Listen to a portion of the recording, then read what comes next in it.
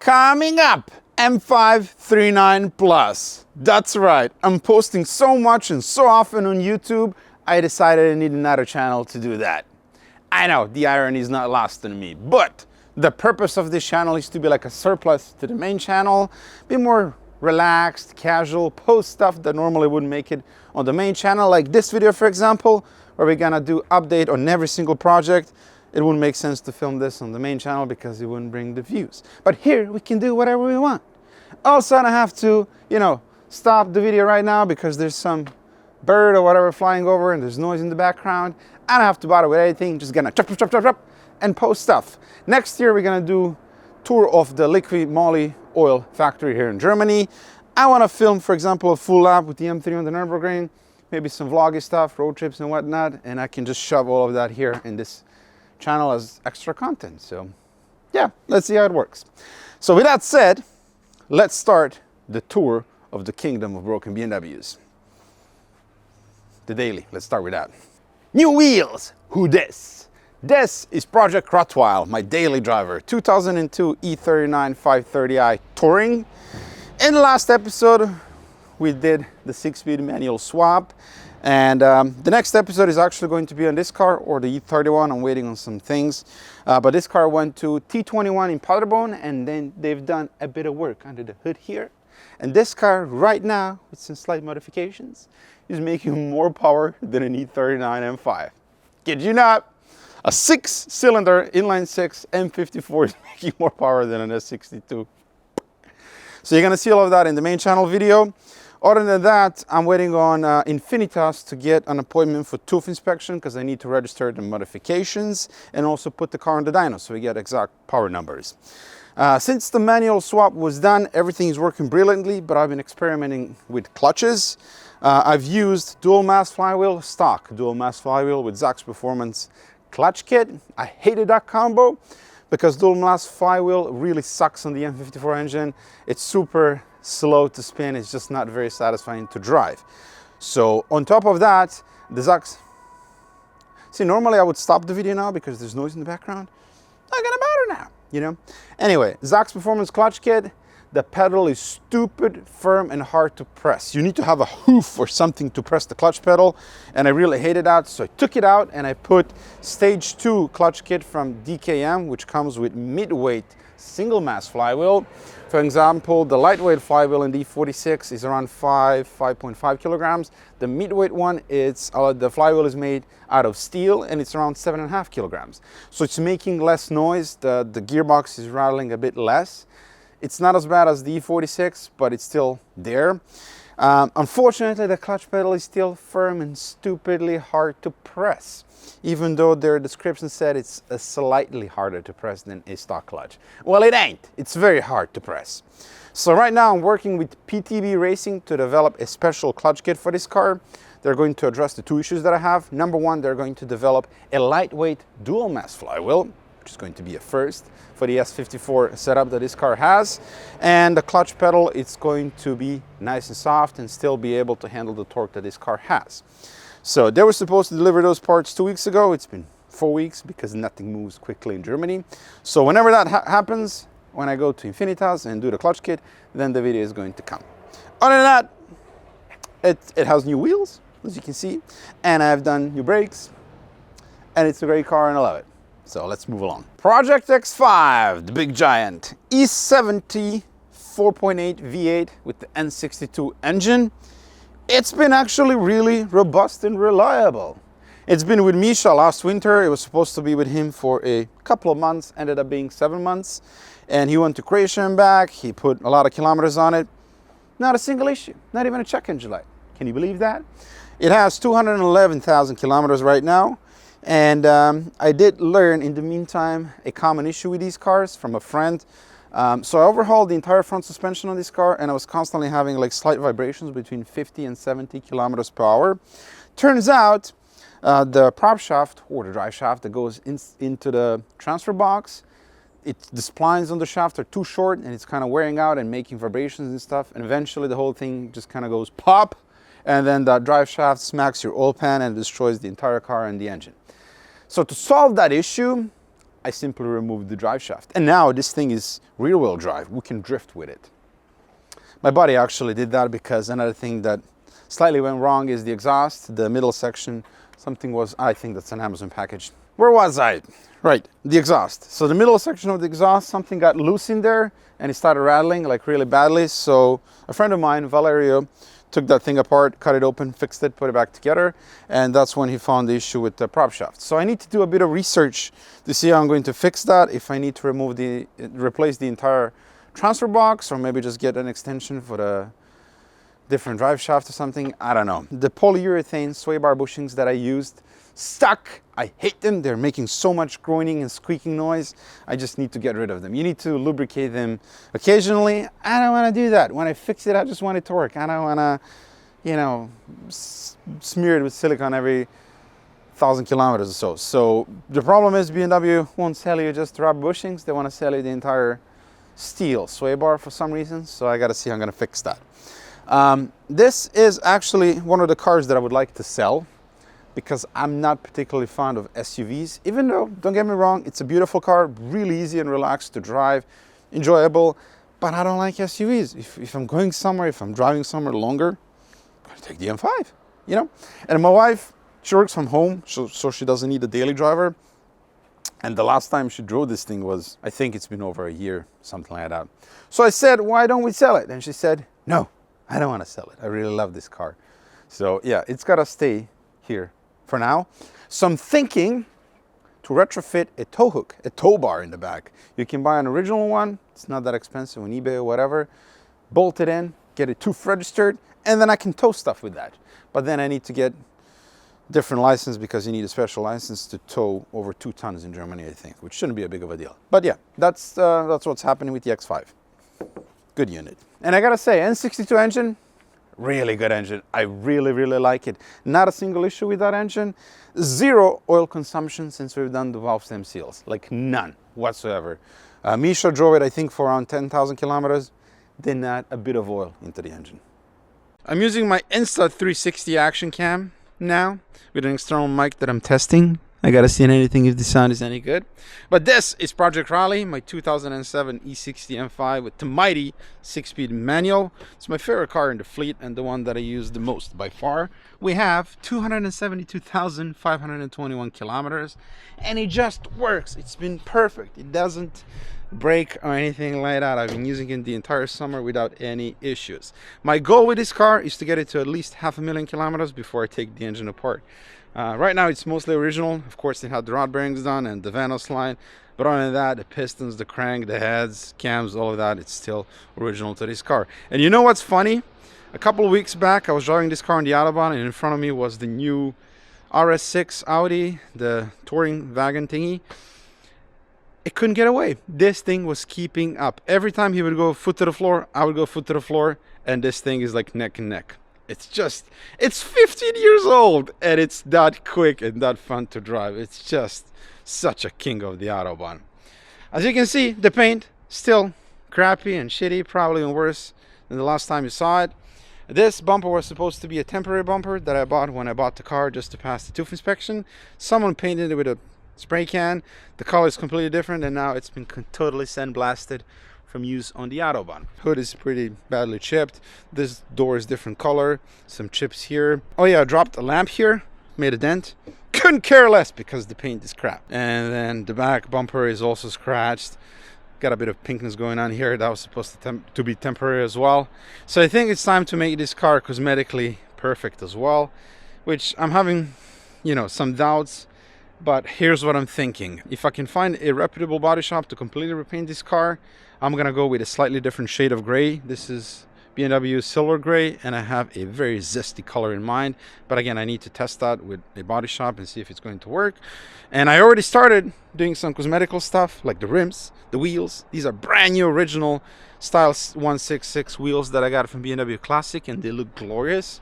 I mean, there's brake dust on them right now, but the reason why I went with original ones is this is chrome shadow color as well. I think slightly different than the E39 M5 and I couldn't find anyone to match that finish, so I just, you know, took the old rims off which looked terrible and got the new ones in. Also, wheel spacers, 15 in the back and 10 mil in the front, and it looks glorious. Another thing I want to do in that episode when we paint the car is the interior. It's full leather black interior right now, which I do love, but I kind of want to change it up as well.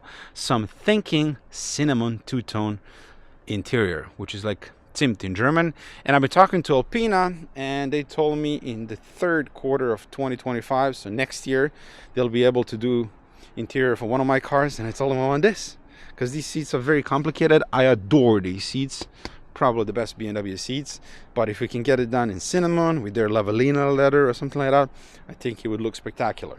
I also finally found LCI full leather door panels in the US. My buddy Rob from Heel and Toe Blog is gonna pick them up this week and ship them to me. So I need new wood trim. I'm sticking with the wood trim. I love wood trim, so that's staying in the car. But the problem is LCI door panels have a piece of wood trim that goes here, so this won't fit. So if anyone has wood trim for this car, let me know. The iDrive, I actually love this first older whatever iDrive, CCC, CIC, I don't know what they're called, but that one has the later one, the M3. I hate it. I don't like it. There are too many buttons. It's just not as nice to use. This is nice aluminum billet knob, super simple to use. I don't like technology in cars. I just need to stream music from my phone through Bluetooth, radio stations. That's it. I don't want anything else, and this works really well for that. The screen is of course shittier than that one over there, but that's totally fine. So that system is staying as it is. So yeah, there will be one more episode coming on this car as soon as I find a body shop that wants to work with me. I no longer work with Artur Slabek service in Poland because it takes far too long to paint cars, and the last two cars that I sent, the paint job was not good, not up to my standard, and I said enough is enough, so no longer working with them. So yeah, long live Project Raleigh. Project Frankfurt, my dream car, 2011 E92 M3. We built the engine from scratch for this car. We did a ton of work underneath as well, and we did that work at 232,000 kilometers, 233, something like that, and we are at 247,613 kilometers, so around 15,000 kilometers since the engine rebuild, and it's been spotless. The engine is just a masterpiece. I had several people drive this car, and whoever drove it, it's 60 to 70 horsepower more than a stock S65, and this thing is just, it's a lunatic on the Autobahn. It's just so satisfying to drive. It sounds amazing and drives amazing. The suspension as well, the Evolve Bilstein B6 suspension, utterly amazing and brilliant. It's the best thing for this car, honestly. So if you're thinking of new suspension, just get that, because you can actually use EDC button. It's comfort in comfort, it's sporty in sport, and sport plus it's fine for the track as well. So the one thing that I have with this car, it's the suspension, the stock Bilstein B6. It's quite good, but I don't really use the EDC button because I think it's more firmer than it should be in the comfort setting, so I would like it to be a bit less firmer and sturdier in comfort. So Evolve Automotive, Imran, they're working on developing the exact same set, well, not the exact same set, but the exact same setup that I have for this car for the E60 as well. So it's going to sit lower in the front. That's the rake that you get from the factory, where it sits higher in the front and then lower in the back. With this car you don't have that because Evolve lowered the spring perch on the struts in the front, and then it's nice and leveled front to back.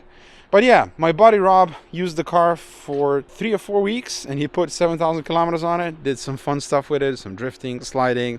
He's gonna make a video on it as well, and he was thrilled with the car too. However, he was a naughty boy, and he followed another car really closely on the back roads, and that car, the rear right tire went off the road, and it picked up some major stones and rocks and I don't know, rockets, and it just kind of, yeah, it did this. It just kind of messed up the front end really badly. So the bumper completely blasted. You can see that the license plate was dinged as well, the kidney grills, this emblem that was brand new, all of that got dinged up. Thankfully the fender survived. The glass, I needed to replace that anyway, that got stone chips, and then the roof got some chips as well here and here.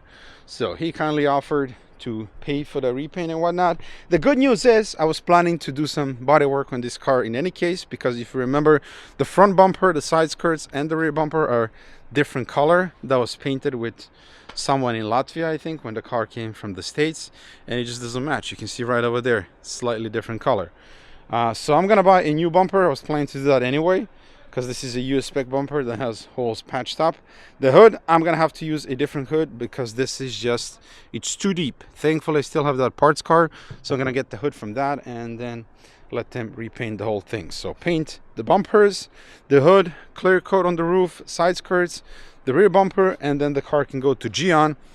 Full paint correction, PPF and protection, and then it's going to look spectacular cosmetically. Other than that, I've decided we're gonna change the seats, and for some reason they're coming off really red on this camera. They're not like that in person. But the problem that I have with these seats, they're very comfortable, which is nice. I don't mind that. What I do mind is that you sit very high in this car. It just feels like you're sitting on the car and not in the car, and I always try to go as low as possible, and you can never go as low as possible on this car. So I don't know why they did that from the factory, but it really ruins the driving experience. So I ordered Recaro Sportster CS seats, and they're going to be redone in this exact same leather, fox red, and they're going to be heated as well. Stupid expensive, but I think it's going to improve the driving experience by a lot, because if you remember, there were some slight mods that we've done here: the ultimate clutch pedal, the Rogue Engineering shifter, the brakes.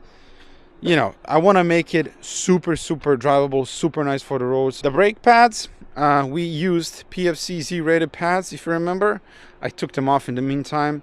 Same problem as with any ceramic pads that dust less. I mean, they do dust less and it's much easier to clean the rims, but you sacrifice the brake pedal feel. The problem with them is on the Autobahn, you're constantly cooling the brakes, and those brake pads, they need heat to work properly, to have that nice initial bite, and when they're cold, the bite is just crap. So you like step on the brakes on the Autobahn, nothing is happening, and then all of a sudden it's picking up and it just doesn't feel nice. So I swapped in Paget Racing Street Plus brake pads in the front, and so far they're absolutely brilliant. The brake pedal feel, it's consistent, and they bite really hard, much better than PFC pads. And then in the back I went on with stock pads because they don't carry Street Plus pads for the rear. So yeah, that's it. There's going to be another video on this car.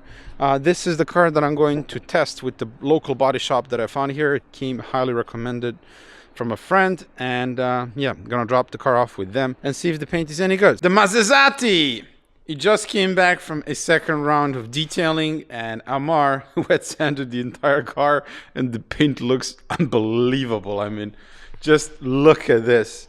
It is ridiculous how good it looks now. It's not perfect because the car has been painted in Italy and they've done a really poor job, but he did the best he could. So there are some imperfections in the paint, like specks of dust and whatnot.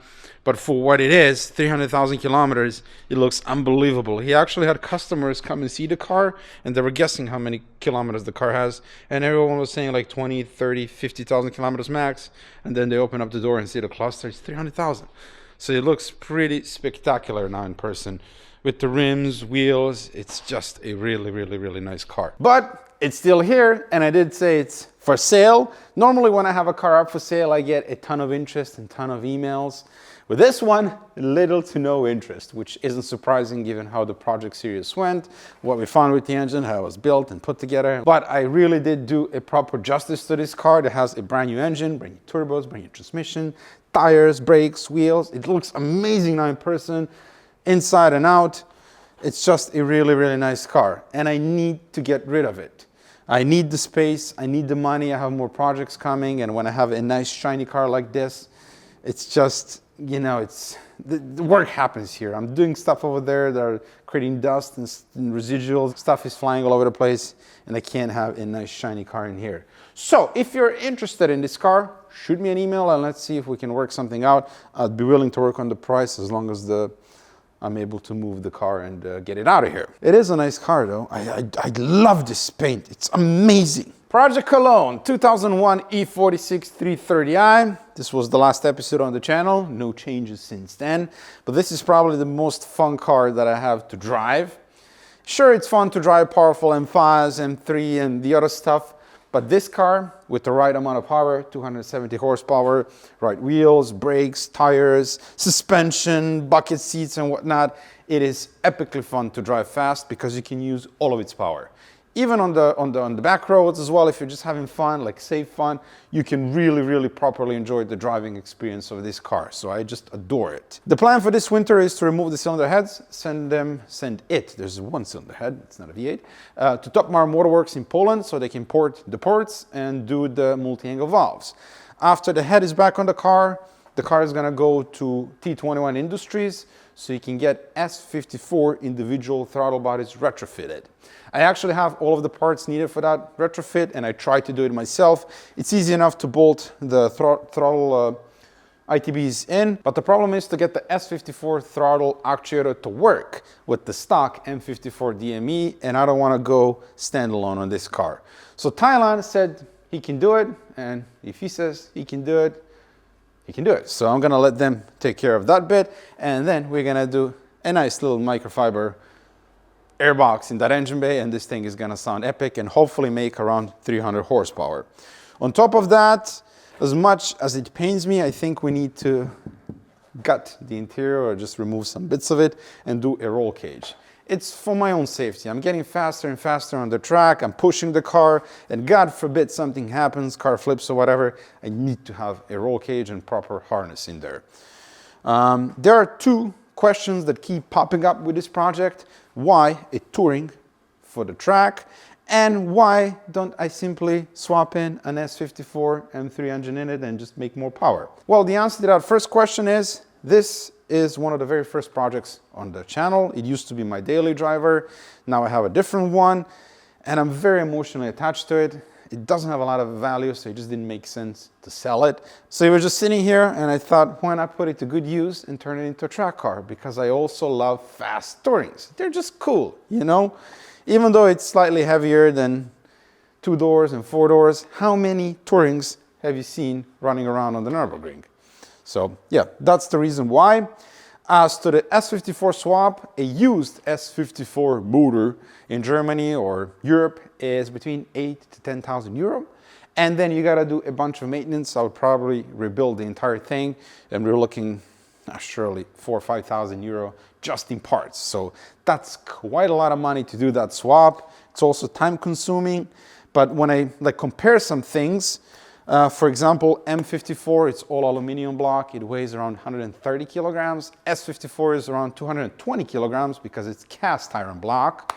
And that's a big difference. I mean, it's not a huge difference, but this car is already heavier than a 2-door or 4-door. So it does make a difference in this application. So if I can get this engine to around 300 horsepower and S54 is around 330, I think it's going to be a really nice sweet spot. The benefit with the S54 engine is that you can throw in some cams, do a nice tune, and you're easily like 380 or whatever horsepower. But the bottom line is, you don't need a ton of power on the Nürburgring to have fun. I think around 300, that's a sweet spot. So maybe after a couple hundred laps, when I get really good and I really learn the track and how to drive fast, then we can think about the S54 swap. Because another thing is also reliability. M54 engines are super robust and they're cheap. If this thing blows up, you can buy another one for 1,500 euro, which is not something I can do with the S54 engine. Someone also asked, why don't I supercharge it?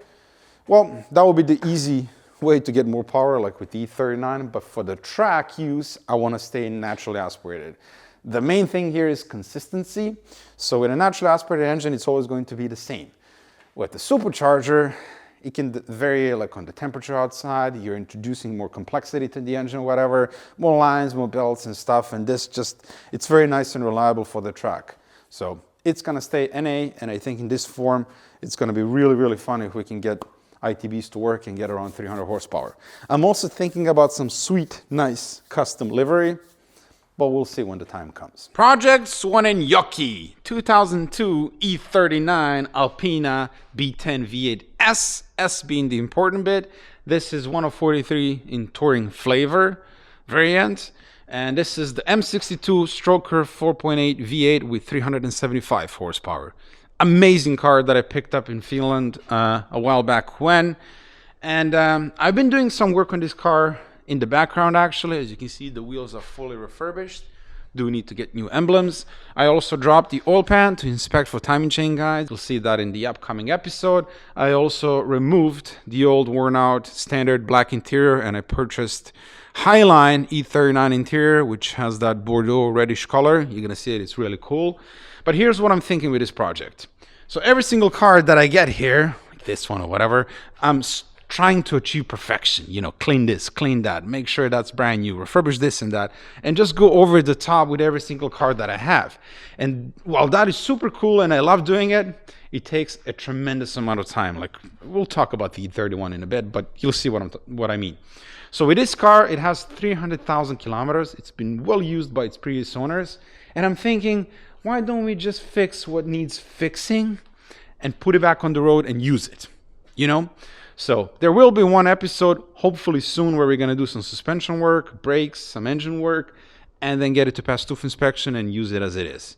That being said, I think the Clancomatic, the old 5-speed slush box, is dead and needs to be replaced or serviced, so I'm not even going to bother with that. I was initially considering doing a 6-speed manual swap like I did on the E39 530i Touring, but we've already done that on that car. So I'm thinking for this car, modern 8-speed ZF automatic. This is what that car has, and it is super fun to drive. And I think once we pair an 8-speed with the old M62 V8, this thing is going to be epically fun to drive. So first we're going to put it back on the road as it is and then do the swap. I need to do some research to see what kind of transmission I need, brackets, drive shaft, and then, you know, programming, wiring, and all of that. But I think if we can get that done, this car is going to be beautiful. And then the time is going to come where I'm going to have to decide whether I'm going to keep this one or Project Rottweil, because I don't really need two of them. And the fact is I have too many cars and there's always something to do on them. So we'll see. Not sure when that episode is going to come, but I'm going to do my best and try to get it out as soon as possible.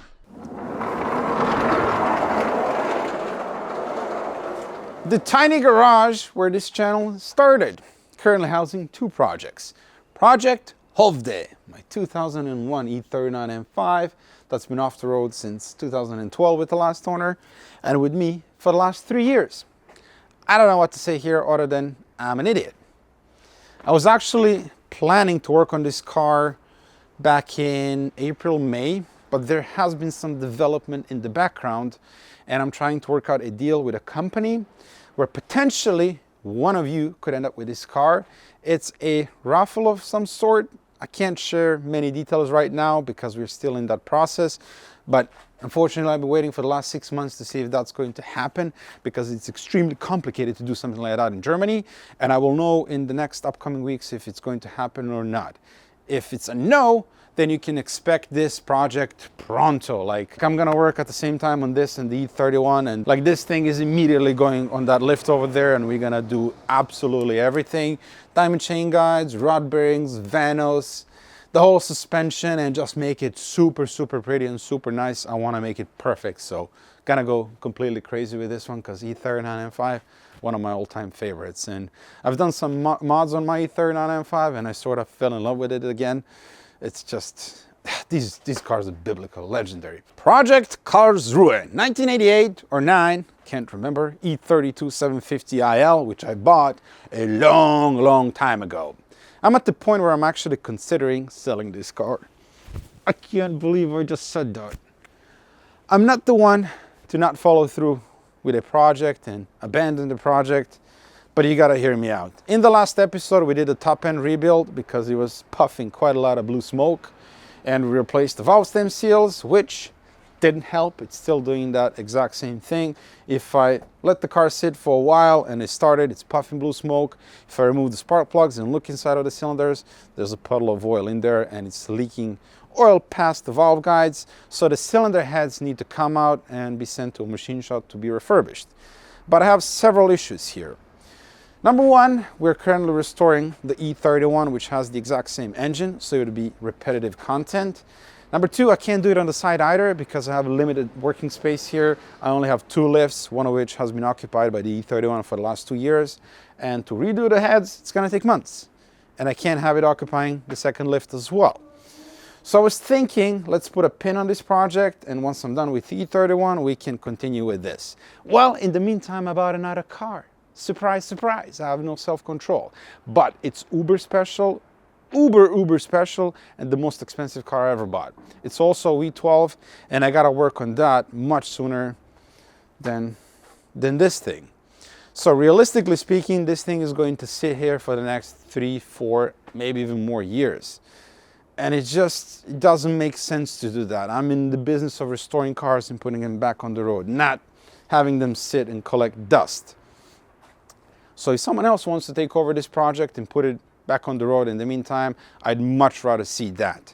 I need 7,000 euros for this car. As it sits, it's gonna come with a bunch of parts, and the bones of this car are very, very good. There is no rust, which is damn near impossible on the E31 in Germany.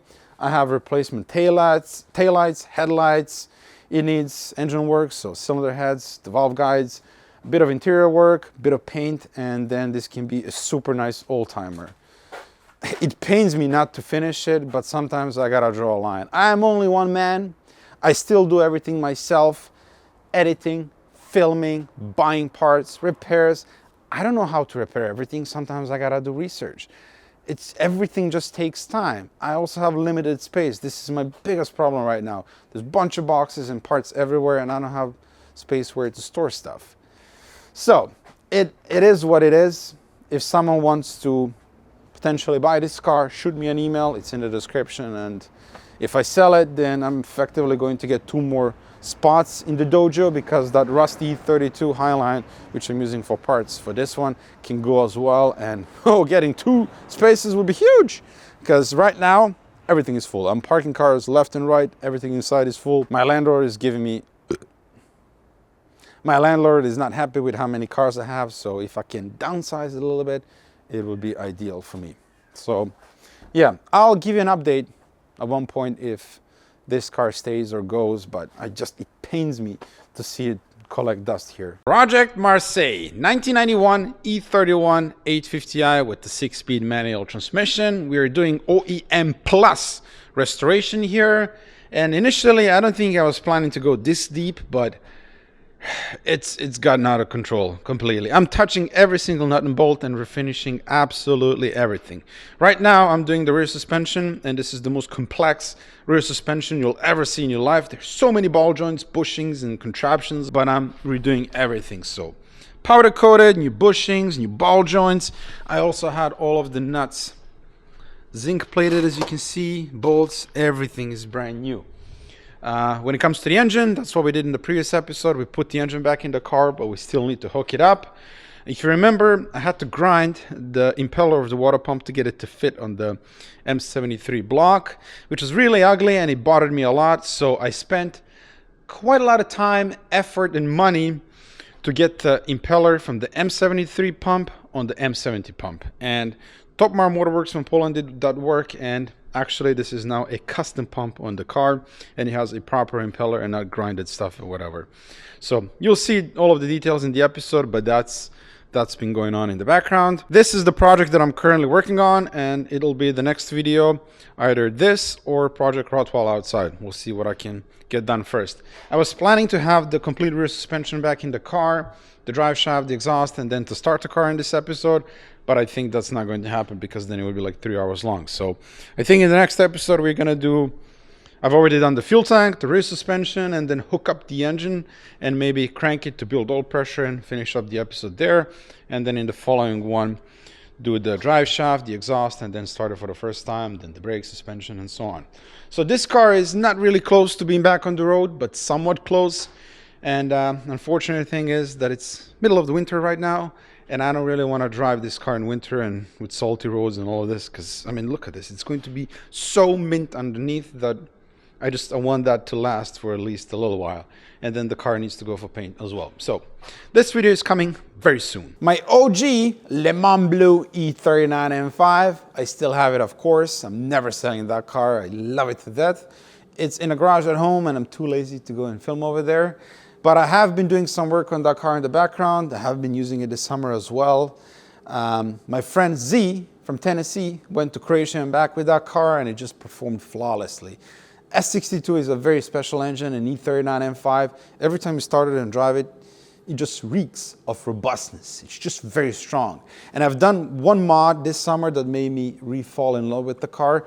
One thing that I was missing on that car was the induction noise. S62 has no induction noise, and when you drive the S85 or the S65, you need induction noise. So I got a Venturi microfiber plenums and air boxes, and my God, does it sound good right now. Once you're on it, you can really hear S62 breathing in air, and it's just so nice and enjoyable to drive. A couple of weeks back, we went to Baden-Baden with my wife, her sister, and her fiance. 295, 300 kilometers per hour on the Autobahn. Bit of luggage in the back. It feels nothing. It is so smooth. No one complained. You can even talk at that speed.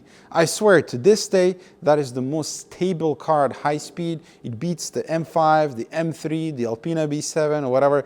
It just feels so good at high speed. I adore that car. I have been doing some work on that car in the background. Namely, I had the front end resprayed completely to repair some previous bad paint work. I sent it last winter to Poland, to Artur and David, and it took like 3 months. The car came back, and I was not happy with the work. So it went back again. I waited another 3 months. It came back. It was better, but still not perfect. And that's when I said, enough is enough. There's no point in doing this anymore. If I'm not happy with the work and it's taking this long, you know, that's when I cut ties with them. Nothing else with them. David is a super nice guy. With Artur, I never actually interacted. So now the car needs to go to Gian to PPF the front end and then do full paint correction, and then it's going to be like 99% perfect on the outside. It's just going to look spectacular, especially for the age in kilometers. But I'm experiencing the exact same issue with that car as I am with the M3, and that is the seat and the seating position. That car has the worst seats of any cars that I've driven, like of any BMWs. The rear backrest, it's too short, so every time I sit in that seat, it feels like it's too small for me. And then it's even worse, the M3, when it comes to like height of the seat. Every time I jump into that car, and I've driven like the E60 or the E46 before, it literally feels like I'm sitting on the roof, and I can never go low enough, and it's just like really awkward. And once you get used to that nice driving position, the stock M5 seats just suck. And that's why I'm sitting in this seat right over here. This is a Recaro style Topline XL something seat. And I've done a bit of research, and it turns out Alpina used this exact same seat on their E39s back in the day. I found some pictures online, and they look spectacular. So this seat, I've already test fitted it in the car. I ordered brackets from the US for the Recaro seats and the E39, and I had it in the car with the connector and everything. Everything is working beautifully, and you sit much lower. The backrest, it's much longer, so it's much comfortable on longer journeys, and it's exactly what that car needs. So I'm waiting to get the second seat as well. I picked this one. I picked it up used for 450 euros, which was a really good deal. Normally they're around 3.5 new, and they're heated, cooled, full electronic. So my plan is to have them reupholstered along with the entire interior with heritage stitching to two-tone cinnamon leather interior. So I have some samples right over there. I'm trying to find, I'm not going to be able to find an exact match to the old cinnamon leather tint that BMW used back in the day, but I'm trying to find something that's as close as possible to that. And then the seats are going to go to a nice chap in Poland who's going to reupholster them. So heritage stitching, which is OEM to the E39 M5, so you're going to have those lines we stitch, and maybe a little bit of a logo here or something. Just something very subtle, and I think that interior is going to look spectacular, because my goal with that car is, it's my favorite car. It's what made me fall in love with the Autobahn and the M5 in general. I want to have it perfect. So I'm thinking this winter to get that done. Gian, paint correction, PPF, interior. Mechanically, that car needs nothing. It just works. And then next year, do a video on that. And also I'm trying to organize like a subscriber meet of some sort. I've never done anything like that, and I need to talk to a few companies and a few people to see if they can help me do that. Essentially, it will be nearby Frankfurt, where I can bring all of the cars, and all of you can come, and it can be like a 2-day event or something. And I think it will be really fun. And I want to prep that car for that event to kind of sort of unveil it over there, so you can see what a perfect spec E39 M5, at least to me, looks like in person. So Project Castellón 1980 E91 323i, yet another project that's been on the back burner for quite some time, not gonna lie. But looky here, lately I've been craving to do something old school, like properly old school, and it doesn't get any better than this. The M20 engine in this has mechanical injection, no electronic nonsense. It's all pure mechanical stuff, and I really want to work on it, but the obstacle is, as always, space and storage. I need a few days to get the ball rolling with this project. Need to remove the engine, the transmission, rip out the entire interior, remove all of the trim, and send the car off to be painted and do some rust repairs as well. But where do I store those parts? That's a lot of parts, and there is no space inside. All of these rooms here are rented.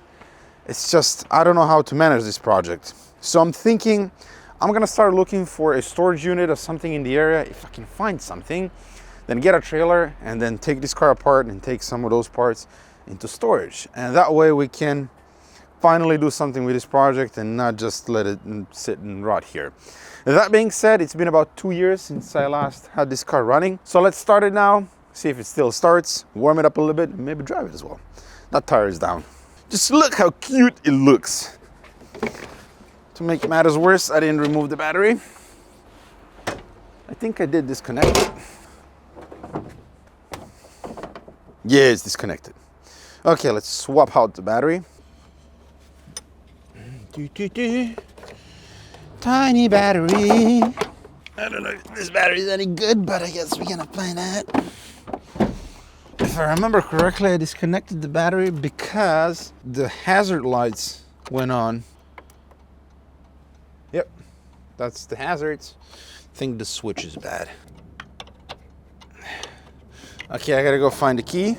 All right, let's see if it'll run. I think the last time I started this car was when Jason Camisa was here, because he has a VW that has the same K-Jet fuel injection. It still smells the same in here. There's some water as well, that's good. Still have the clutch. Okay, let's see what happens. That battery is pretty weak. What? It just started.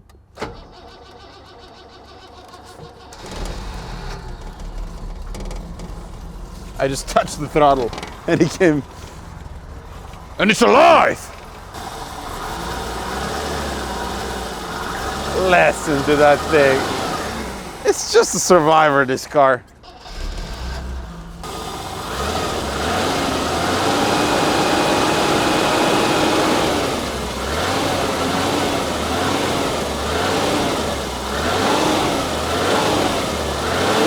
Just listen how good it runs.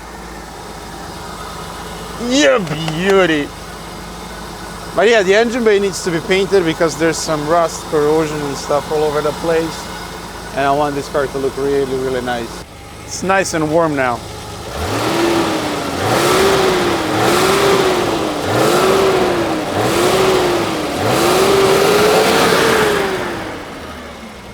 A ton of condensation, but it still runs great. Up to temp. What a good unit. I did finally get the original notarized bill of sale or the sales contract from the guy that I bought it in Spain. This car does not have any papers, well, registration papers or the ITV technical inspection stuff. They were lost. So it's going to be very interesting to get this thing registered and road legal. But to even attempt that, the car needs to be inspected by TÜV, and for that we need to restore it, because in this shape it ain't going anywhere. I know the rear calipers are seized, and I can't remember if the transmission, I think something with the second gear felt a bit off last time I drove it. If I manage to find storage, then I shall start finally with this car.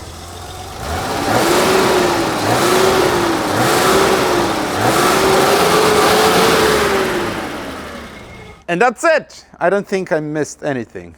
Did I? Yeah, looks about right. I do have more cars in the background. Have 2 cars in the US. Have 1 car in Bavaria. Have another one in that direction. And have another one on a completely different continent. Yeah, I have no self-control. But I don't want to introduce any of those cars on the channel yet because I want to finish some of the old projects. But when a deal pops up that's too good to pass up, I'm going to scoop that car up. Like the very special car that I bought that you're going to see, I don't know when. It was a really good deal and a really special car, and I had to buy it, even though I don't have capacity to work on it right now. So the next video is going to be on the E39 or the E31, one of the two. And then we're going to start the work on either Alpina or Project Hovde. We'll see. And then I'll try to find a solution for Project Castellon so we can get the ball rolling with that project as well. Although I'm a little bit nervous, I'm not sure how that project is going to perform, because not a lot of people like older stuff. On YouTube, usually modern stuff is what gets most of the views. But again, I don't really care that much, if I'm being honest, because I really want to work on something old school and get wrenching. So thank you so much for watching. I hope that you enjoyed this little update. Not sure when or what's going to be the next video on this channel, but we shall see. Anything is possible. That'll do it.